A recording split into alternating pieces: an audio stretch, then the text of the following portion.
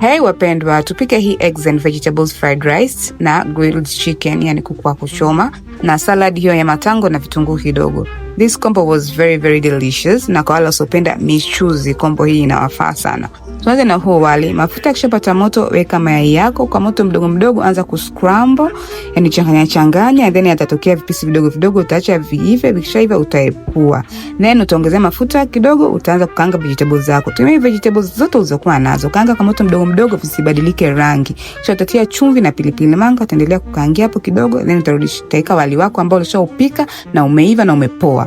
Utarudishia na yale mayai. Sasa utachanganya vizuri hapo kwa moto mdogo, changanya vipate moto vizuri. Kisha utatia oyster sauce, changanya vizuri mpaka rangi ya brownish color itokee kama hivyo, na wali wako utakuwa tayari.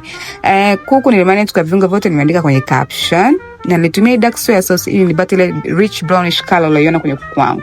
Kuku nilimtoboa ili viungo viingie ndani vizuri kama hivyo, na utamarinate for 2 hours. Kwenye kupika sasa nilitumia grill pan, na niliweka upande wa ngozi chini ili ngozi iwe crispy. Unaweza kama uka air fry, uka deep fry, ukaweka kwenye oven vyovyote. Na naona ngozi yangu imekuwa crispy. Kisha niligeuza nikafunika na foil hivyo vizuri na mvuke, kuku wangu akawa tayari.